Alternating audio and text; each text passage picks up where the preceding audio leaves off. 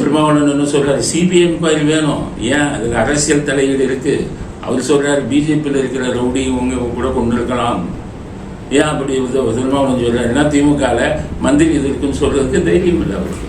அவர் அண்ணா திமுக கூட்டணியில் இருக்காரு, தன தைரியம் இல்லை. அதனால பிஜேபி ரவுடிகளுக்கு சொல்ல வேண்டியது தானே. காமராஜரை எருமை மாட்டு தோழன் அப்படின்னு சொன்னவர் தானே இதே கருணாநிதி. அன்னைக்கு அவரை கைது பண்ணி உள்ள ஓட்டிருக்கணும்.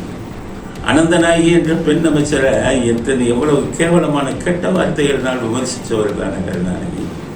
எம்ஜிஆரை மலையாளன் என்றும் துப்பிக்காரன் என்றும் கிண்டல் அடித்தவர் தானே இந்த கருணாநிதி. எம்ஜிஆரின் தொண்டர்களும் அதிமுக தொண்டர்களும் உயிரே போனாலும் உதயசூரியனுக்கு போட மாட்டாங்க. ஆனால் நிறைய பேர் இதில் உதயசூரியனுக்கு பணத்தை வாங்கிட்டு போட்டிருக்காங்க. ஒரு அதிமுக தொண்டனை உதயசூரியன் சின்னத்திற்கு போட வைத்த பெருமைக்குரியவர் இபிஎஸ். அவருக்கு மன்னிப்பு கிடையாது.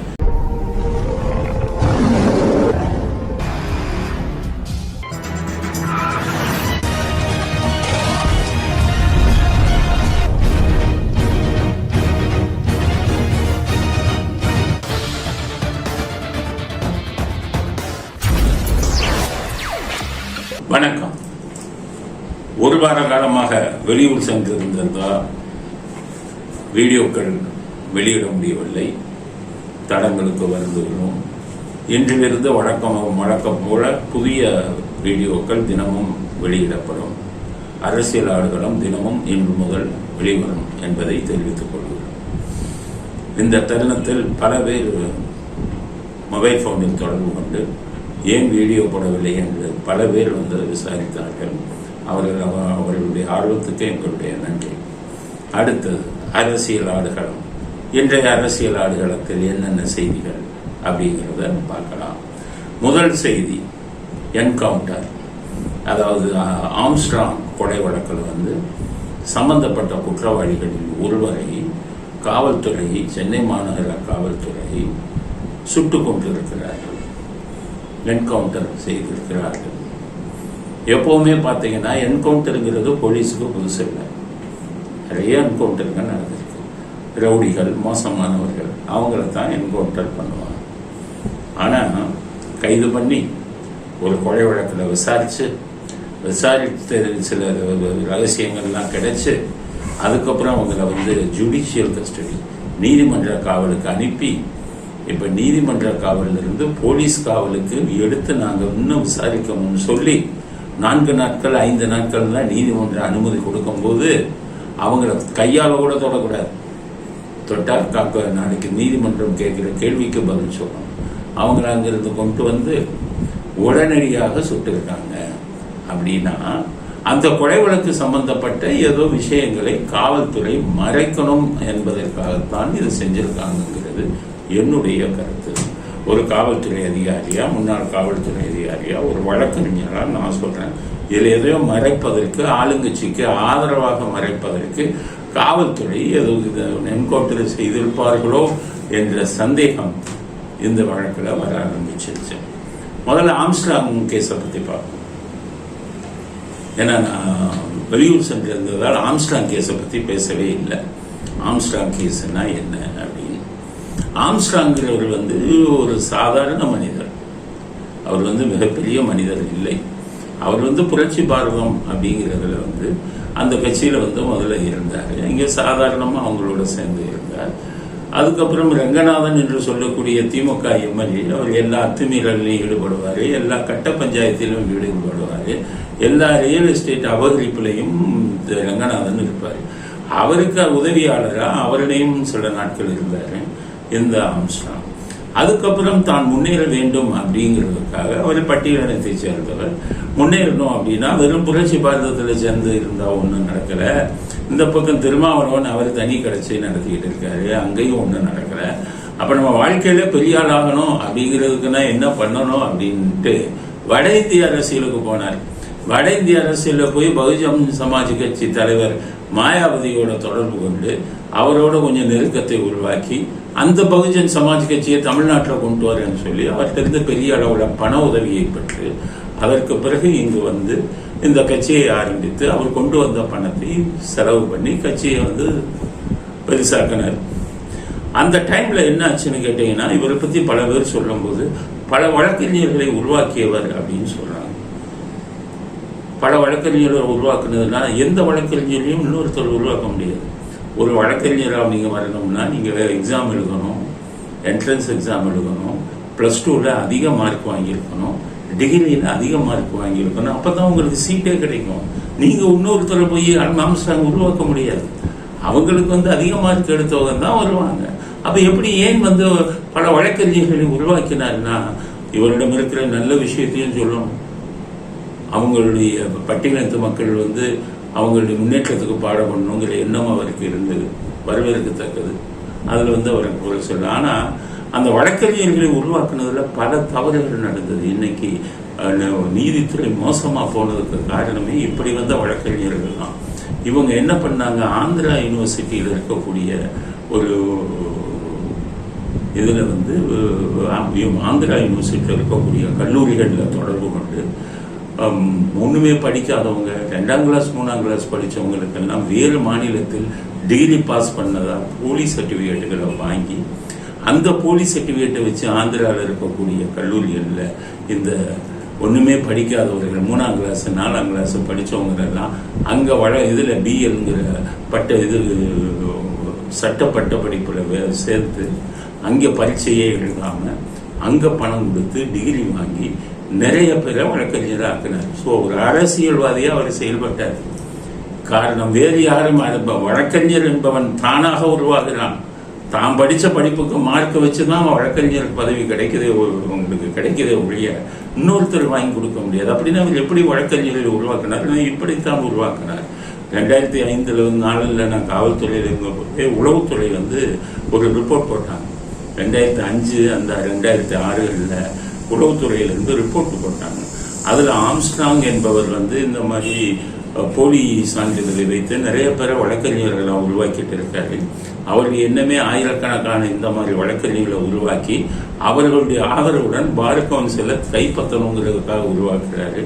இது பல போலி வழக்கறிஞர்கள் உருவாகி அவங்க எல்லாம் போலீஸ் ஸ்டேஷன்ல போய் கட்ட பஞ்சாயத்து பண்றாங்க. இது மிகப்பெரிய ஆபத்தை உருவாக்கும்னு உளவுத்துறையிலிருந்து போட்டாங்க ரிப்போர்ட். அதுக்கப்புறம் உளவுத்துறை தலைவர் என்ன பண்ணாரு, சீஃப் மினிஸ்டர்கிட்ட பேசிட்டு இதை என்ன பண்ணணும் அப்படிங்கும்போது தலைமை நீதிபதிக்கு இந்த ரிப்போர்ட் அனுப்புனாங்க. இந்த மாதிரி போலி வழக்கறிஞர்கள் நிறைய உருவாக்கிட்டு இருக்காங்க, அரசியல்வாதிகள் தான் இவர்களை உருவாக்குறாங்க, நாளைக்கு நீதித்துறையே கெட்டு போயிடும், இவர்களெல்லாம் 500க்கும் 1000க்கும் ஒவ்வொரு காவல் நிலையத்திலும் போய் கட்ட பஞ்சாயத்து பண்ண ஆரம்பிச்சிடுறாங்க அப்படின்னு போட்டதுக்கு அப்புறம் தான் பல பிரச்சனைகள் எல்லாம் இந்த வழக்கறிஞர்களாக நீங்க பரீட்சையில பாஸ் பண்ணாலும் எக்ஸாமினேஷன் ஒன்று எழுதினாதான் நீங்க வழக்கறிஞராக வரணுங்கிற விதிகள்லாம் வந்தது.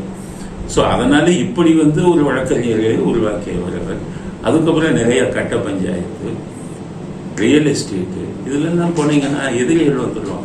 குறிப்பா நீங்க ரியல் எஸ்டேட்டுக்கு போனீங்கன்னா எதிரிகள் வந்துடும், ஆட்டோமேட்டிக்கா வந்துடும். உங்களால் பாதிக்கப்பட்ட ஒருத்தன் ஆயுதத்தை எடுத்துடணும், இதெல்லாம் சகஜம். அப்படிப்பட்ட ஒரு இதுல ரியல் எஸ்டேட்டும் பண்ணி அவரை கோடிக்கணக்கில் பணத்தை சம்பாதித்து சினிமா நடிகர்களுடன் சினிமா டைரக்டர் எல்லாருமே அவரை சுற்றி வந்தாங்க. இப்படித்தான் உருவானார் ஆம்ஸ்ட்ராங். அவர் உருவான விதம் ஒரு வழக்கறிஞராக உருவாகவில்லை, ஒரு அரசியல்வாதியாக வழக்கறிஞருங்கிற பட்டத்தை வைத்துக் கொண்டு இவங்க உருவானாங்க அப்படிங்கிறது தான் விஷயம். சரி, இது உருவாக்குனாங்க. அவருடைய மரணத்துல 2-3 சந்தேகங்கள் வந்துருச்சு. எப்படி கொல்லப்பட்டார் அப்படிங்கும்போது 6-7 பேர் கொலை பண்ணிட்டு போய் ஆஜராயிட்டாங்க.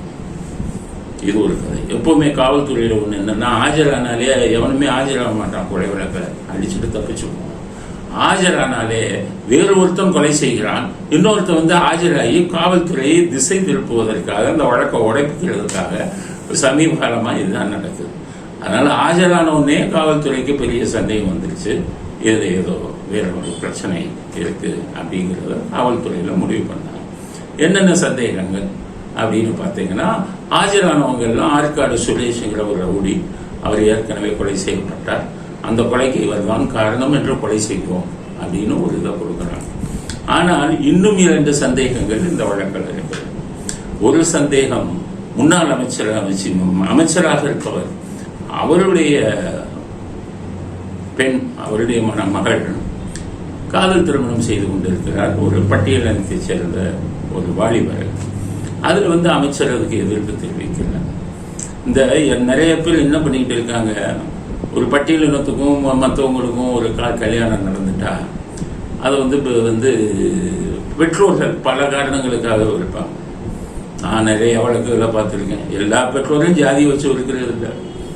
சில பேர் இப்போ ஒரு ஐஏஎஸ் படித்த பட்டியலினத்து பையனை வந்து ஒரு பெண்ணு மற்ற ஜாதியை சேர்ந்த பெண்ணும் லவ் பண்ணிட்டு ஒத்துக்குவாங்க.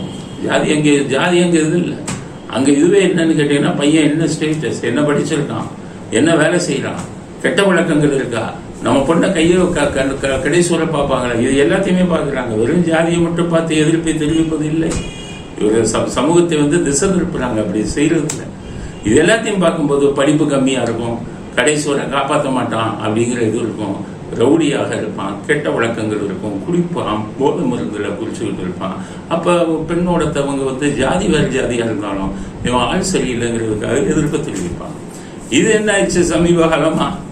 இல்லை, இவங்க ஜாதி வச்சு தான் தெரிவிக்கிறாங்கன்னு திருமாவளவன் போன்றவர்கள், இந்த அரசியல்வாதி இவர்களை போன்றவர்கள் எல்லாம் அது ஒரு பெரிய பிரச்சனையாக்கி அதில் அரசியல் ஆதாயம் தேடுவது இந்த மாதிரி பண்ணிக்கிட்டு இருந்தாங்க.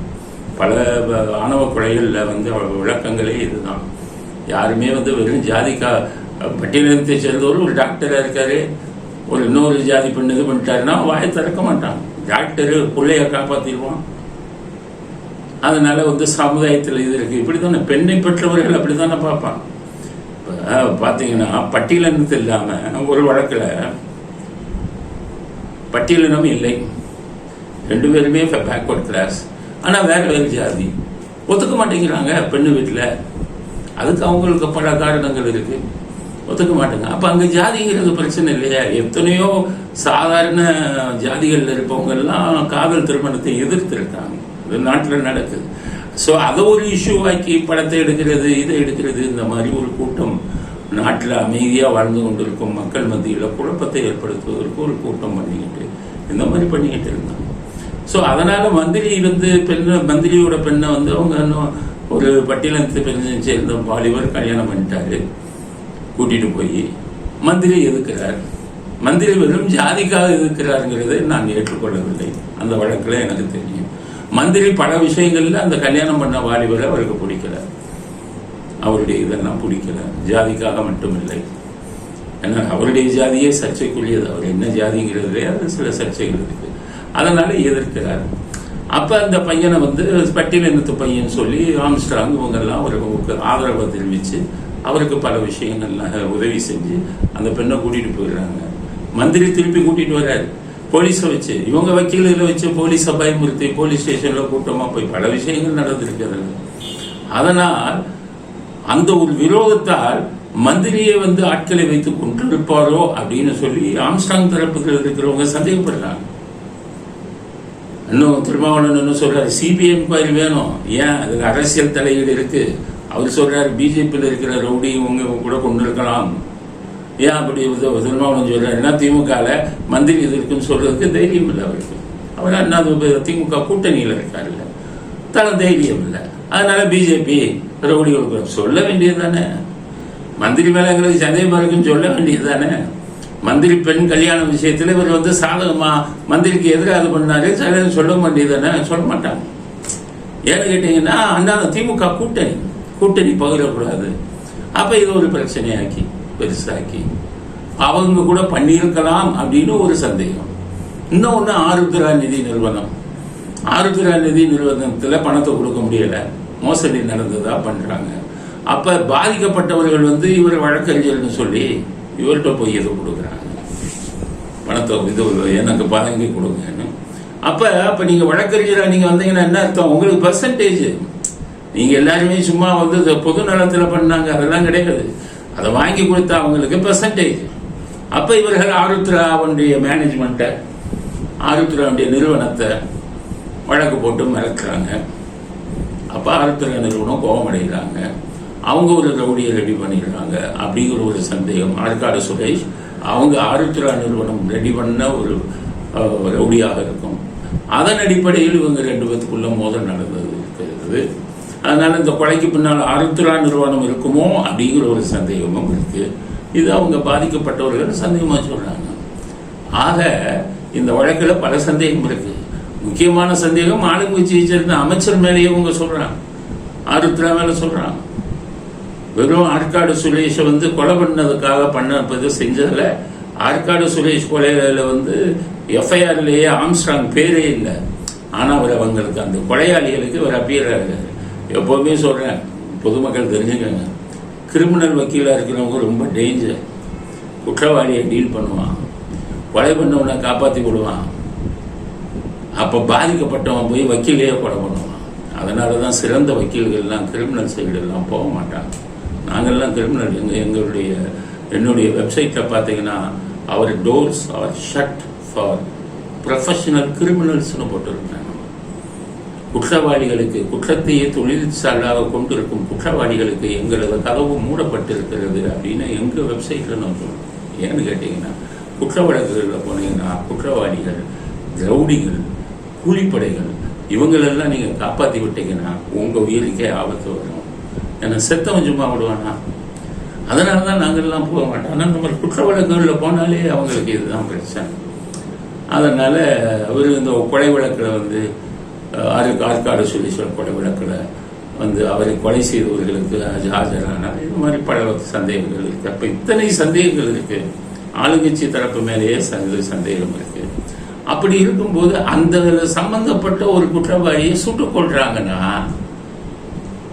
என்ன சொல்றது, காவல்துறையும் அரசியல்வாதிகளாக மாறிவிட்டார்கள் அப்படின்னு தான். சுட்டதை தப்புங்கிறாங்க. ஒரு இன்வெஸ்டிகேஷன் பெண்டிங் இருக்கும்போது சுட்டா அதில் எதையோ உண்மை மறைக்கப்படுகிறது அப்படிங்கிறது. நான் எத்தனையோ இதில் இருக்கும்போது வால்டர் தேவாரத்தை பார்த்துருக்கோம், வால்டர் தேவாரம் போட்ட என்கொயரியை பார்த்துருக்கோம், இது என்கவுண்டரை பார்த்துருக்கோம். 2001 வந்து வீரப்பன் கேஸில் இது பண்ண விஜயகுமார் 11 என்கவுண்டர் போட்டார் 2001 அவர் கமிஷனராக வந்த உடனே. அந்த என்கவுண்டரை பார்த்துருக்கோம். திரிபாதி போட்ட என்கவுண்டரை பார்த்துருக்கோம். நிறைய என்கவுண்டர், பொன்மாணிக்கவேலு போட்ட பல என்கவுண்டர்களை பார்த்துருக்கோம். எல்லா என்கவுண்டர்களும் நிலுவையில் இருக்கும்போது பண்ணது இல்லை, பண்ண மாட்டாங்க. பண்ணினீங்கன்னா நீங்கள் ஆளுங்கட்சிக்கு துணையாக இருக்கீங்கன்னு தான் அர்த்தம். அதனால் இப்போ வந்து இருக்கக்கூடிய கமிஷனர் அருண் வந்து அவர் ரொம்ப ஒரு லா அண்ட் ஆர்டர் ஆஃபீஸர். அவர் வந்து ரவுடிகளை அடக்கணும் அந்த மாதிரி ஒரு எண்ணம் உள்ளவர். ஆனால் அதே சமயத்தில் அவரை செய்கிற எல்லா என்கவுண்டருமே நம்ம சப்போர்ட் பண்ண முடியாது. என்கவுண்டர் தப்புன்னா தப்புன்னு தான் சொல்லணும். சரியான என்கவுண்டர், இது ஒரு தவறான என்கவுண்டர். அவன் எவ்வளவு பெரிய ரவுடியாக இருக்கட்டும், கேஸ் இருக்கு, உண்மையான குற்றவாளி வெளியில் வரணும், பின்னாடி யாரோ இருந்து செயல்படுறாங்கிற சந்தேகங்கள் இருக்கு. அத்தனை சந்தேகம் இருக்கும்போது நீங்க பாட்டுக்கு ஒருத்தரை சுட்டு கொண்டுட்டீங்கன்னா என்ன அர்த்தம்? அதனால நான் என்ன சொல்றேன்னு கேட்டீங்கன்னா, ஹைகோர்ட்டை சொல்றேன், 302 போடுங்க காவல்துறை அதிகாரிகள் மேல. இந்த விஷயத்துல 302 போடுங்க. இந்த அரசியல் சார்ந்த ஒரு கொலை போட்டு இதை வந்து சீரியஸ் ஆக்குங்க. ஏன்னு கேட்டீங்கன்னா, என்கவுண்டர் யாரை வேணாலும் பண்ணுவோம் அப்படின்னு சொல்லிட்டாங்கன்னா பண்ணுவாங்க. ஆனா அதே சமயத்தில் பிடிக்காதவங்களையும் பண்ணுவாங்க. அது நாட்டுக்கே ஆபத்து. காவல்துறையில உள்ள நான் பார்த்ததுல என்னன்னா, யாரையாச்சும் பிடிக்கணும் என்கவுண்டர்ல போடுவாங்க. அது நாட்டுக்கு ஆபத்து, அப்பாவிகளுக்கு ஆபத்து, நல்ல மனிதர்கள் கூட பலிகடாகிடுவாங்க. இதை நாம் ஆதரிக்க கூடாது. சுட்டு கொல்லப்பட்டவன் ஒரு ரவுடி, மாற்று கருத்து இல்லை. ஆனால் அது சுட்டுகிறதுனா அது சுடக்கூடிய சூழ்நிலை வேற. வழக்கில் சம்பந்தப்பட்டவனே எல்லாம் சுடுவதாக இருந்தால் நீங்கள் ஆளுங்கட்சியை காப்பாற்றுவதற்காக துணை போகிறீர்களோ அப்படிங்கிற சந்தேகம் மக்களுக்கு வந்துவிடும். அந்த மாதிரி சந்தேகம் இந்த வழக்கில் வந்துவிட்டது அப்படிங்கிறது. அதனால ஆம்ஸ்ட்ராங் கொலை வழக்கில் சம்பந்தப்பட்டவர்கள் யாருன்னு கண்டுபிடித்து நீங்கள் வந்து இதை பண்ணணும். ஏன்னா நான் ரொம்ப காலமாக ஆம்ஸ்ட்ராங் அவருடைய ஆக்டிவிட்டீஸ், அவருடைய இதெல்லாம் நான் பார்த்துக்கிட்டு இருக்கேன். அப்போவே நான் கணிச்சேன் இந்த மாதிரி ஒரு முடிவு வரும். ரவுடிகள் கத்திக்கு கத்தி, ரத்தத்துக்கு ரத்தம் அப்படின்னு போனீங்கன்னா அவங்க கத்தியை எடுத்தவங்க கத்தியால் தான் சாவாங்கிறது எல்லோருமே எதிர்பார்த்தது. அவர் பேர் அவருக்கு கீழே இருக்கிறவங்க நிறைய வக்கீலுங்க எடுத்தாங்க. எல்லாருமே படிக்காதவங்க. ஒவ்வொரு போலீஸ் ஸ்டேஷன் இந்த போலீஸ் வந்து இவங்களெல்லாம் மேனேஜ் பண்ணது வந்து ரொம்ப கஷ்டமான விஷயம். அதனால் ஆம்ஸ்ட்ராங் அவர்கள் கொலை செய்யப்பட்டது மிகவும் கண்டிக்கத்தக்கது. வன்முறை எதற்குமே தீர்வாகாது. அவருடைய கொலையை வந்து கடுமையாக கண்டிக்கிறோம். அதே நேரத்தில் அவர்களுடைய பின்னணி இப்போ எல்லாம் வச்சுக்கிட்டாங்க. இப்போ எல்லாமே என்ன பண்ணிக்கிறாங்க, பட்டியலினம்னா அதை கையில் எடுத்துக்கிட்டு அரசியல்வாதியாக மாறிக்கிட்டு குரல் கொடுத்து தான் சம்பாதிச்சுக்கிறது, தான் பேர் வாங்கிக்கிறது. உண்மையான பட்டியலினத்து மக்களுக்கு உதவி செய்யணும்னா நீங்கள் சாதாரண சாதாரண சூழ்நிலையிலிருந்து யார் உதவி செய்கிறார்களோ அவர்களைத்தான் நாம் ஏற்றுக்கொள்ள வேண்டும். அம்பேத்கர் என்ன கத்தி எடுத்தாரா, துப்பாக்கி எடுத்தாரா? பட்டியலினத்து மக்களுக்கு நல்லது செய்யணுங்கிறத கான்ஸ்டிடியூஷன்ல அரசியல் சட்டத்தில் கொண்டு வந்தார். அதுதான் உண்மையிலே அவர்களுக்கு செய்யக்கூடிய நல்ல விஷயம். பொருளாதாரத்தில் எத்தனையோ பேர் பின்தங்கி இருக்காங்க, அவங்களுக்கு போய் உதவி செய்யுங்க. கல்வியில பின்தங்கி இருக்காங்க, அவங்கள போய் உதவி செய்வீங்க. பட்டியலினத்து மக்களுங்கிற பேரை வச்சுக்கிட்டு அதுக்கு ஒரு கட்சியை ஆரம்பிச்சு அதுக்கு ஒரு இதை ஆரம்பிச்சுக்கிட்டு இவர்கள் பெரியாளாகி இவர்கள் கோடீஸ்வரர்களாகி அவங்க பேரை சொல்லிட்டு பண்ணுனா அதன் மூலம் என்ன இருக்கு? ரஞ்சித் வந்து அழுகிறாரு. ஏன் அழுகிறீங்க? ஸ்டாலினுக்கு ஓட்டு போட்டேன்னு சொன்னீங்கல்ல, ஸ்டாலினை எதிர்த்து அறிக்கை விடுங்க. அறிக்கை விடுறதுக்கே முதுகெலும்பு இல்லையா? வெற்றிமாறன் வந்து அப்படியே இது பண்ணிட்டு போறாரு. அப்ப என்ன அர்த்தம்? நீங்க தான் உண்மையான இதெல்லாம் படம் எடுப்பீங்களா? அரசியல்வாதிகள் இப்படி செய்யறாங்கன்னு சொல்லி இந்த மாதிரி இப்ப சொல்லி மக்களுக்கு கொண்டு வாங்க. அதனால கொலையை வந்து கண்டிக்கத்தக்கது. ஆனால் இவர்கள் உருவான விதம் மோசமான ஒரு இதில் தான் உருவானாங்க. சமுதாயத்தில் இருக்கக்கூடிய சட்டம் ஒழுங்கெல்லாம் கெடுத்து அங்கே இருக்கிற போலீஸ்காரவங்க எல்லாம் உங்களுக்கு பயப்படுவாங்க. ஒரு சின்ன விஷயம்னா 10 வக்கீல் போய் நின்றுடுவாங்க. கேட்டால் ஆம்ஸ்டாங் ஆடுங்க. எங்கிட்டையும் ஒரு வழக்கு வந்தது, 4 பேர் வந்துட்டாங்க. என்னன்னா நாங்கள் ஆம்ஸ்டாங் ஆடுங்கன்னா என்னன்னு கேட்டாங்க. என்ன விஷயம் இல்லை, இந்த வழக்கில் வெளியில போங்கன்னு சொன்னாங்க. இந்த வழக்குக்கும் உங்களுக்கும் சம்பந்தம் இல்லை, வெளியில போங்க. இது மாதிரி எத்தனை பேருக்கு பல மோசமான அனுபவங்கள். காவல்துறை போலீஸ் ஸ்டேஷன்லாம் பயப்படுவாங்க. ஸோ அப்படிப்பட்ட சூழ்நிலையில் தான் இப்படி ஒரு இது வந்திருக்கு. ஆனால் இதில் அவருடைய கொலையை கண்டிக்கும் அதே நேரத்தில் உண்மையான குற்றவாளிகளை காவல்துறை கண்டுபிடித்து அவர்கள் மீது நடவடிக்கை எடுக்க வேண்டும். அரசியல்வாதிகளை காப்பாற்றவோ இல்லை சில பணக்காரர்களை காப்பாற்றவோ காவல்துறை உறுதுணையாக இருக்கக்கூடாது. அப்படி இருந்தால் அது மிகவும் வன்மையாக கண்டிக்கத்தக்கது அப்படிங்கிற கருத்தை ஆம்ஸ்ட்ராங் கொலை வழக்கில் நம்முடைய கருத்தா பதிவு செய்ய விரும்புகிறோம். அடுத்தது சாட்டை முருகன். அவர் வந்து நாம் தமிழர் கட்சியை சேர்ந்தவர். அவரை கைது பண்ணியிருக்காங்க. கைது பண்ணி முகத்தில் கரியை பூசிக்கிட்டாங்க. கைது பண்ணிட்டு முதல்ல மேஜிஸ்ட்ரேட்டை போனாங்க. மேஜிஸ்ட்ரேட் கேட்டார், ஏன் கைது பண்ணீங்க? ஸ்டாலின் அரசாங்கம் சொல்லுது. அவர் ஒரு பாட்டு பாடினார். என்ன பாட்டு? கருணாநிதி அவர்களை பற்றி. அது 1 வருஷத்துக்கு முந்தின வந்த பாட்டு. கள்ளத்தனம் கொண்ட கருணாநிதி வாழ்கிறதுன்னு ஒரு பாட்டு. அது 1 வருஷத்துக்கு முன்னாடி வந்து இன்டர்நெட்ல எல்லா இடத்துலையும் ஸ்டாலின் இப்பதான் பாக்குறாரு. எங்க அப்பாவை யாருப்பா இந்த மாதிரி கள்ளத்தனம் கொண்ட கருணாநிதி வாழ்கிறேன்னு பாட்டு போட்டது? உங்களுக்கு இருக்கிற உளவுத்துறை சரியில்லை. உளவுத்துறை என்ன சொல்லிக்கணும் சார், இது 1 வருஷத்துக்கு முந்தின வந்து பாட்டு.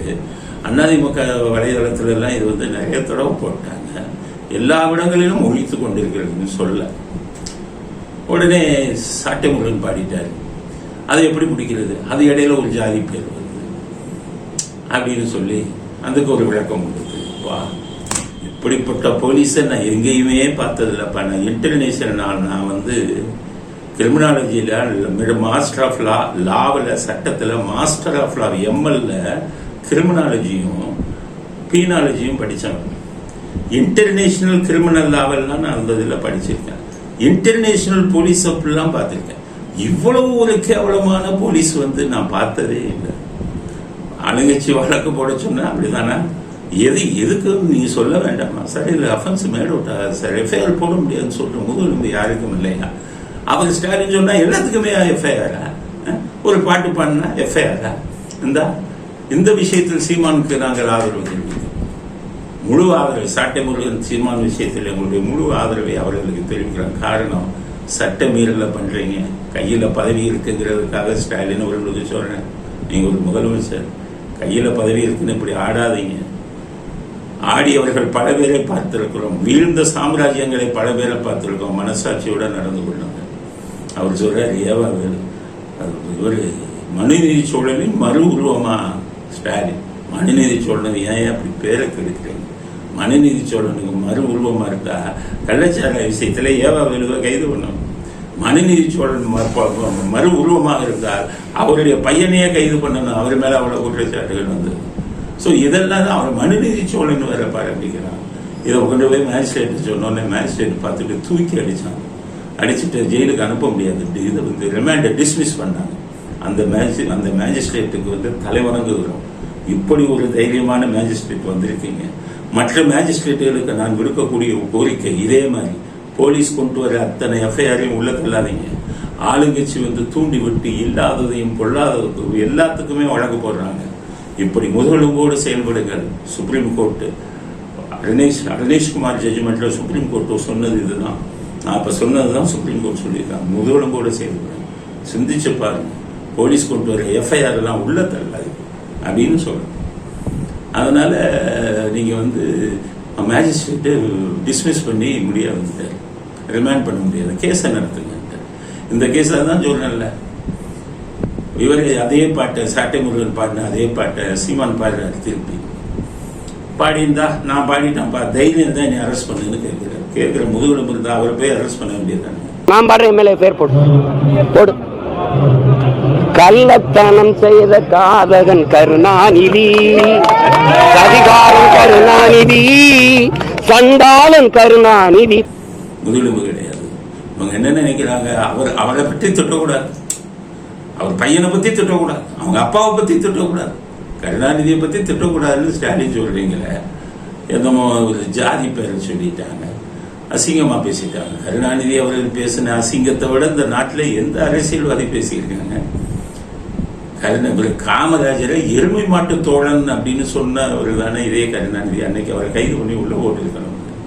அனந்தநாயகி என்ற பெண் அமைச்சரை எவ்வளவு கேவலமான கெட்ட வார்த்தைகளால் விமர்சித்தவர் தானே கருணாநிதி. எம்ஜிஆரை மலையாளன் என்றும் தொப்பிக்காரன் என்றும் கிண்டல் அடித்தவர் தானே இந்த கருணாநிதி. 1989 ஜெயலலிதா அவர்களை வந்து சட்டசபைக்கு உள்ள அடிச்சு தாக்கும் போது அவர் சொன்ன வார்த்தையை நான் சொன்னா, தமிழ்நாட்டில் இருக்கிற பல பேர் இப்படிப்பட்ட வார்த்தைகளை பேசினாரா கருணாநிதி, அதுவும் ஒரு பெண்ணை பார்த்து அப்படின்னு சொன்னது தானே. இதுல வந்து அரசியல்ல ஆபாசத்தை கொண்டு வந்தவரே அவர் தானே, ஆபாச பேச்சாளர்களை கொண்டு வந்தவரே அவர் தானே. இன்றைய காலம் அவர் மேல திரும்புகிறது, அவரை கொச்சையாக பேசுகிறார்கள். அதை வந்து நீங்க சகிச்சுத்தானே ஆகணும். உங்க அப்பா அப்படி பேசினவர் தானே. இன்னைக்கு சிவாஜி கிருஷ்ணமூர்த்தி வச்சு என்னென்னமோ பேசுறீங்களே, அப்ப நீங்க மற்றவங்க பேசுறதை சகிச்சுத்தானே ஆகணும். நீங்க என்ன வானத்தில் இருந்தா குதித்து விட்டீர்கள். நீங்கள் மற்றவர்களுமே பேசுவீங்க, ஆனா மற்றவர்கள் உங்களை பேசக்கூடாது என்றால் வானத்தில் இருந்து இறைவனால் அனுப்பப்பட்ட தூதர்களா நீங்கள். இதைத்தான் கேட்கும் ஸ்டாலின் அவர்கள்ட்ட.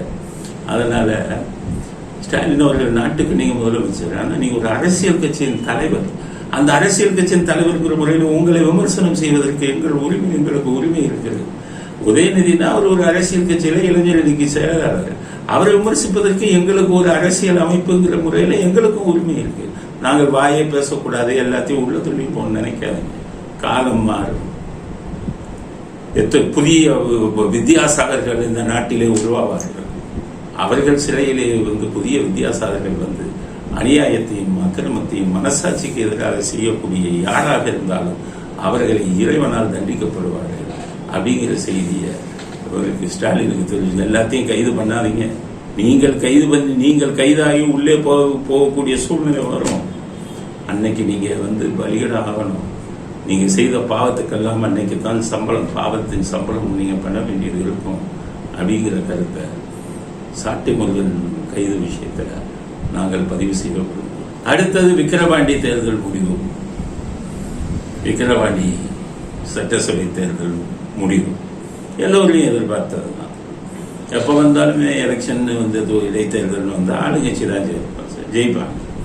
விஜயகாந்த் இதில் சொன்னபடி இடைத்தேர்தல்னா நீங்க தான் ஜெயிப்பீங்க, நீங்க எப்படி ஜெயிக்கிறீங்கன்னு உங்களுக்கு தெரியும், என்னென்ன பண்ணுவீங்கன்னு ஊருக்கே தெரியும். அதனால இது எல்லாருக்கும் தெரிஞ்சது தானே.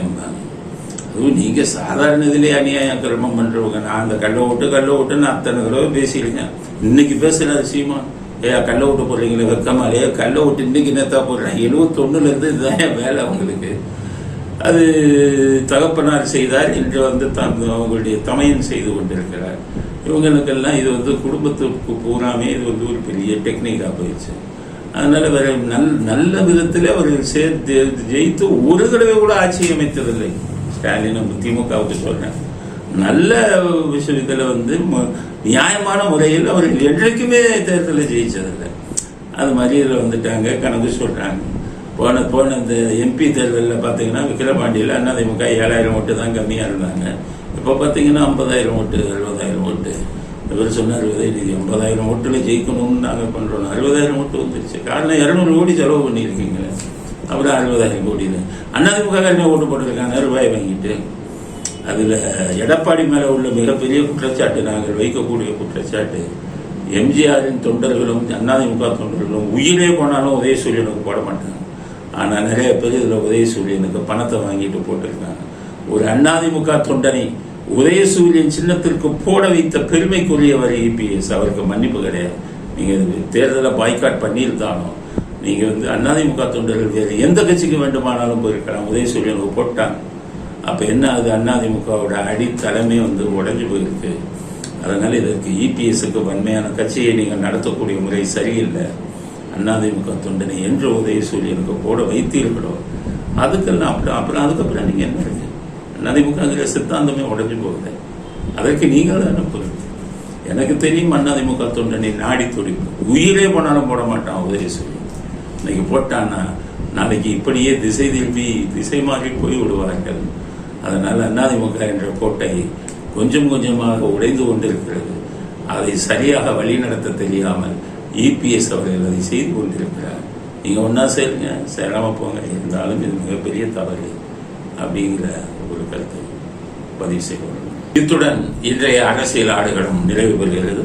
மீண்டும் நாளை புதிய செய்திகளுடன் புதிய அரசியல் ஆடுகளத்தில் சந்திப்போம். நன்றி, வணக்கம், ஜெய்.